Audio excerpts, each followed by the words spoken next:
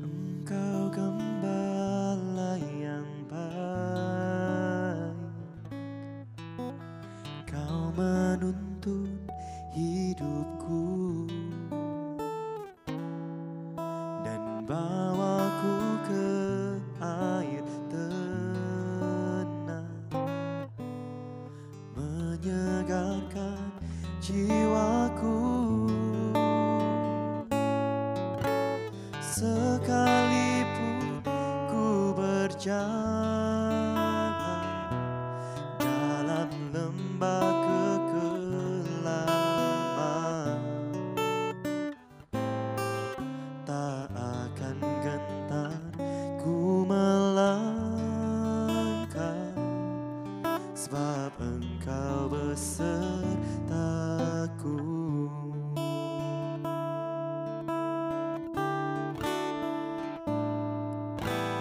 Engkau gembala yang baik, Kau menuntun hidupku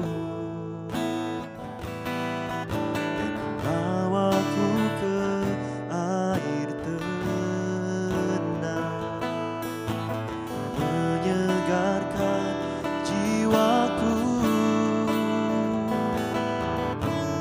Sekalipun ku berjalan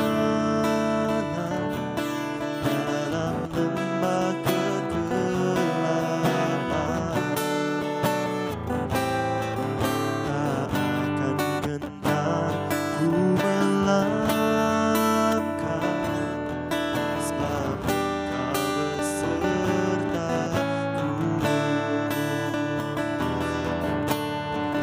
Sekalipun ku berjalan dalam lembah kegelapan, tak akan gentar ku melangkah, sebab Engkau besertaku.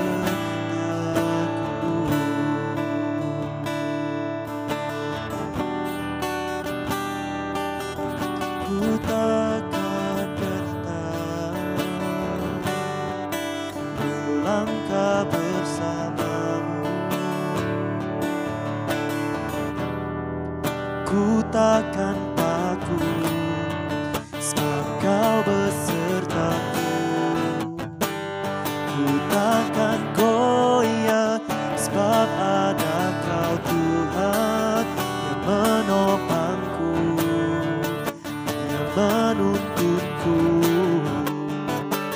Karena Kau gembala yang baik,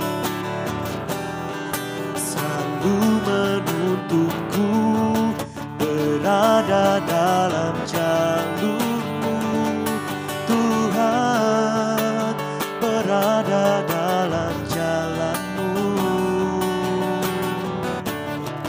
Kau selalu menopangku, Kau selalu menggendongku, Kau selalu menuntunku. Oh Tuhan, Kau menopangku, Kau menuntunku, membawaku ke air yang tenang, dan menikmati betapa besar kasih-Mu di dalam hidupku. Yesus, haleluya, haleluya. Ku takkan gentar, ku takkan takut, sebab ada Kau yang selalu bersamaku.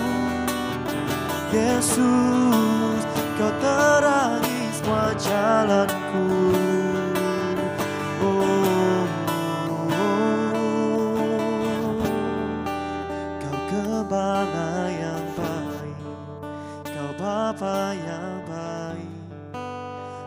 gembala yang baik, Kau gembala yang baik, selalu bersamaku.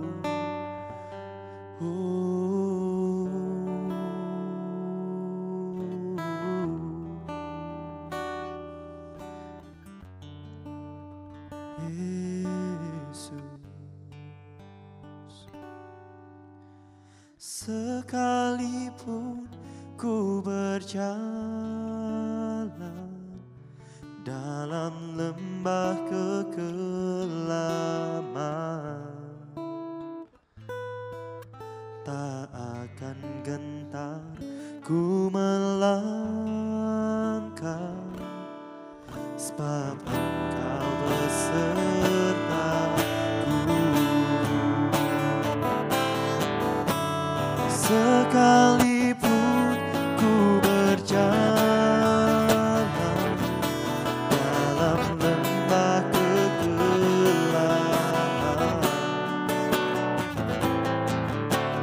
tak akan gentar ku melangkah, sebab Engkau besertaku.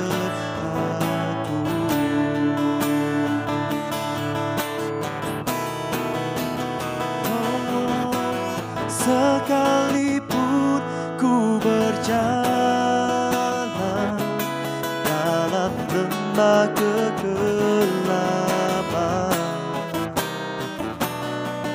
tak akan gentar ku melangkah, sebab Engkau besertaku. Oh, sekalipun ku berjalan dalam lembah kegelapan, tak akan gentar ku melangkah, sebab Engkau besertaku. Tak akan gentar ku melangkah, sebab Engkau besertaku. Tak akan gentar ku melangkah, sebab Engkau besertaku.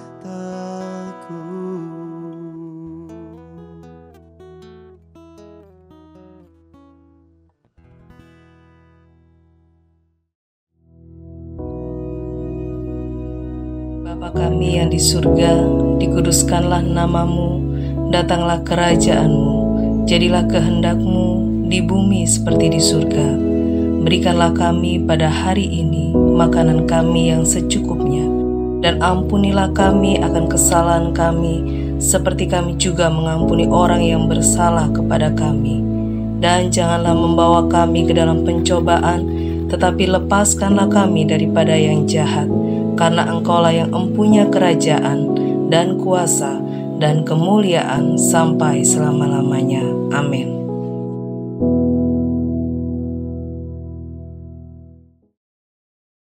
Haleluya, puji nama Tuhan. Mari pagi hari ini kita akan lihat bersama-sama Kejadian pasal yang ke-11. Kita akan baca mulai ayat yang pertama. Adapun seluruh bumi, satu bahasanya dan satu logatnya. Maka berangkatlah mereka ke sebelah timur dan menjumpai tanah datar di tanah Sinear, lalu menetaplah mereka di sana. Mereka berkata seorang kepada yang lain, marilah kita membuat batu bata dan membakarnya baik-baik. Lalu bata itulah dipakai mereka sebagai batu dan tergala-gala sebagai tanah liat. Juga kata mereka, marilah kita dirikan bagi kita sebuah kota dengan menara yang puncaknya sampai ke langit, dan marilah kita cari nama supaya kita jangan terserak ke seluruh bumi. Lalu turunlah Tuhan untuk melihat kota dan menara yang didirikan oleh anak-anak manusia itu. Dan Ia berfirman, Mereka ini satu bangsa dengan satu bahasa untuk semuanya. Ini barulah permulaan usaha mereka. Mulai dari sekarang apapun juga yang mereka rencanakan tidak ada yang tidak akan dapat terlaksana. Baiklah kita turun dan mengacau balokkan di sana bahasa mereka, sehingga mereka tidak mengerti lagi bahasa masing-masing. Demikianlah mereka diserakkan Tuhan dari situ ke seluruh bumi, dan mereka berhenti mendirikan kota itu. Itulah sebabnya sampai sekarang nama kota itu disebut Babel, karena disitulah dikacau balokkan Tuhan, bahasa seluruh bumi, dan dari situlah mereka diserakkan Tuhan ke seluruh bumi. Nah, puji nama Tuhan saudara sekalian, kita mengerti cerita ini dengan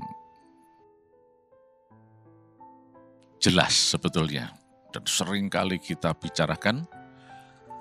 Tapi satu hal yang kita lihat di sini bahwa inilah contoh kehidupan manusia yang unfulfilling divine destiny. Manusia yang tidak bisa berjalan di jalur destiny Tuhan. Buktinya adalah mereka berantakan. Kalau divine destiny, pasti akan mencapai hari depan yang penuh harapan. Tujuan pasti akan tercapai. Tetapi kenyataannya berantakan di tengah jalan. Berarti ini bukanlah divine destiny. Dan yang mengacau balokkan adalah Tuhan sendiri. Jelas sekali dikatakan itu tadi, bahwa Tuhan mengacau balokkan mereka dan menyerakkan mereka. Bertentangan dengan apa yang mereka rencanakan. Nah, dari sini kita lihat jelas sekali bahwa ada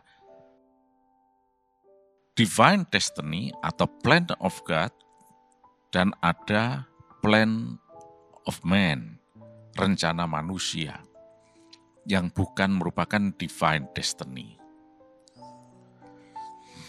Nah, kita lihat bagaimana mereka ini orang-orang yang betul-betul idealis betul. Coba itu kita lihat di dalam ayat yang ketiga ya. Mereka bersepakat dengan mengatakan, marilah kita membuat batu bata dan membakarnya baik-baik. Marilah kita. Memang manusia diberi potensi oleh Tuhan untuk berusaha, untuk melakukan sesuatu. Tetapi yang harus kita ingat, dan ini adalah kemauan Tuhan, adalah bahwa semua usaha itu haruslah ditujukan untuk kemuliaan Tuhan.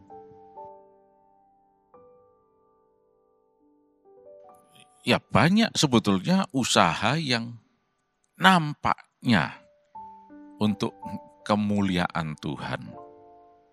Banyak. Kelihatannya, tampaknya, sepertinya, seolah-olah memuliakan Tuhan. Tetapi sebetulnya, ya tidak seluruhnya memuliakan Tuhan. Ada usaha yang digunakan untuk yang memuliakan Tuhan, yang memuliakan diri sendiri.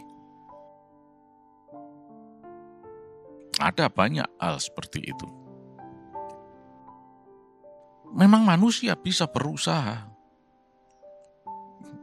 Kalau kita mengatakan manusia tidak bisa berbuat apa-apa, ya sebetulnya tidak benar juga. Walaupun tidak keliru. Tapi juga tidak benar. Buktinya kita lihat usaha suatu penipuan dan perampokan dan sebagainya, itu kan usaha. untuk menguntungkan diri sendiri dengan cara melakukan tindak kriminal. Perampok itu berusaha keras mereka untuk berhasil, dan kadang-kadang juga bisa berhasil. Kadang-kadang kita lihat bagaimana satu perampokan ketahuan dan kemudian dikejar, terjadi kejar mengejar. Ini kan usaha. Mereka putar otak gimana caranya supaya bisa lolos dari kejaran pihak berwajib. Nah, ya mereka berusaha sedemikian rupa mengelabui itu, belok ke salah satu jalan sehingga pengejarnya ya tidak bisa lagi mengejar dia. Misalnya seperti itu. Ada usaha.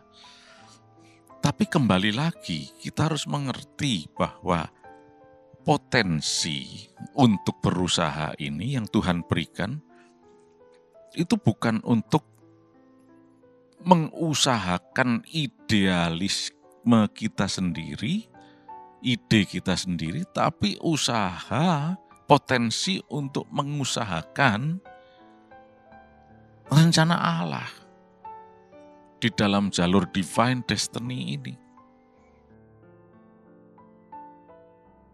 Misalnya, Tuhan mau supaya kita menjadi seorang ayah yang baik, istri yang baik, suami yang baik, ibu yang baik, orang tua yang baik, dan seterusnya.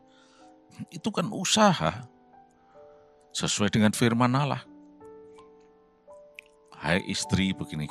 Hai suami begini. Seperti dicatat dalam Efesus pasal 5 itu.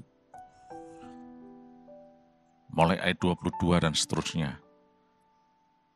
Itu kan usaha dari diri kita. Tapi bukan usaha untuk menggolkan ide kita sendiri. Usaha untuk melaksanakan idenya Tuhan, kemauannya Tuhan. Ya, ini yang harus kita pahami. Nah, mereka di sini jelas sekali potensinya digunakan untuk mengusahakan sesuatu yang bukan dari Tuhan. Kalau dari Tuhan, Tuhan tidak akan mengacaukan. Di dalam ayat yang ke-8 dikatakan, demikianlah mereka diserakkan Tuhan dari situ ke seluruh bumi, dan mereka berhenti mendirikan kota itu. Ini bukan rencana Tuhan. Kalau rencana Tuhan, tidak akan terjadi pengacau baluan seperti ini. Ya. Nah, coba kita lihat ayat yang ke-6 itu. Tuhan berfirman begini, mereka ini satu bangsa dengan satu bahasa untuk semuanya. Ini barulah permulaan usaha mereka. Mulai dari sekarang, apapun juga yang mereka rencanakan, tidak ada yang tidak akan dapat terlaksana. Memang punya potensi untuk berhasil dalam usahanya. Tapi ingat bahwa semua itu haruslah yang sesuai dengan rencana Allah. Divine destiny itu. Ya. Nah, di dalam ayat yang ke-4, mereka mengatakan, marilah kita dirikan bagi kita sebuah kota. Marilah kita dirikan bagi kita sebuah kota dengan menara yang puncaknya sampai ke langit. Dan marilah kita cari nama supaya kita jangan terserak ke seluruh bumi. Tampaknya baik sekali tampaknya. Membangun sesuatu yang megah, yang indah. Oke. Tapi hati-hati. Potensi untuk berusaha sesuatu yang bukan bukan divine destiny, tetap bukan sesuatu yang memuliakan Tuhan. Jadi sesuatu yang megah, yang kelihatannya hebat, yang puncaknya sampai ke langit, belum tentu itu selaras dengan divine destiny. Mungkin sudah akan mengatakan, wah repot kalau gitu ya. Bukankah kita ini kan harus berhasil, harus sukses? Iya, tapi bukan idealisnya sendiri, tapi idenya Tuhan, rencananya Tuhan yang dijadikan berhasil. Oleh karena itu kita hati-hati dengan pemahaman, kemegahan, kehebatan, puncak-puncak yang merupakan suatu puncak ketenaran dan seterusnya. Hati-hati. Apakah ini divine destiny atau bukan? Karena manusia di dunia sekarang ini semuanya berlomba-lomba untuk menjadi yang paling hebat, paling top, paling puncak. Nah, memang di satu sisi nggak ada salahnya karena itu potensi dan usaha mereka. Tapi di sisi lain belum tentu itu benar. Sebab kita harus mencari tahu apakah ini divine destiny atau bukan. Nah, kalau bukan divine destiny, pasti akan berantakan. Tidak ada hari depan yang penuh harapan di sana. Jadi yang kita cari bukanlah idealisme kita sendiri. Bukan marilah kita. Apalagi tadi dikatakan berikutnya, marilah kita cari nama. Wah, ini ya. Jadi marilah kita membuat ini. Marilah kita dirikan ini. Kemudian arahnya sudah jelas. Marilah kita cari nama. Nah, marilah kita cari nama. Oh, yang Tuhan mau adalah marilah kita meninggikan nama Yesus, bukan yang lain-lain. Nah, ini yang harus kita pahami dengan benar ya. Nah, lalu bagaimana? Jelasnya begini. Tuhan memberikan potensi kepada kita untuk mengusahakan, untuk melakukan suatu usaha. Dan pasti ujungnya adalah keberhasilan. Targetnya adalah supaya berhasil. Tapi di jalur divine destiny. Yang sesuai dengan yang Tuhan mau. Idenya Tuhan. Wah, kalau tanpa Tuhan pasti tidak berhasil. Betul. Ungkapan ini dibilang salah, sebetulnya juga tidak salah, tidak keliru. Tapi dibilang benar, juga tidak benar. Belum tentu benar. Karena harus kembali lagi. Apakah ini idenya Tuhan atau bukan? Rencana Tuhan atau bukan? Ini yang harus kita pahami. Nah, mari saat ini setiap usaha kita, biarlah itu usaha yang betul-betul dipimpin Roh Kudus. Kita minta penyertaan dan kuasa dari Yesus Kristus, supaya kita berhasil, tapi di jalur divine destiny ini. Itu yang Tuhan mau. Ya. Dan kita lihat tujuan mereka sebetulnya tidak bisa dikatakan salah. Bangun sebuah kota, tidak salah. Membuat batu bata untuk pembangunan, juga sebetulnya tidak salah. Membangun menara yang tinggi, tidak salah juga. Mau cari nama ya sebetulnya ya tidak bisa dikatakan salah. Ketika dipandang dari sudut divine destiny, ternyata ini tidak fulfilling divine destiny. Dan akhirnya berantakan semuanya. Mereka terserak-serak ke sana kemari dengan bahasa yang bermacam-macam. Sehingga mereka tidak bisa berkomunikasi dengan baik dan akhirnya usaha itu gagal, terbengkalai. Nah, puji Tuhan, biarlah kita belajar dari sini untuk selalu minta pimpinan Roh Kudus.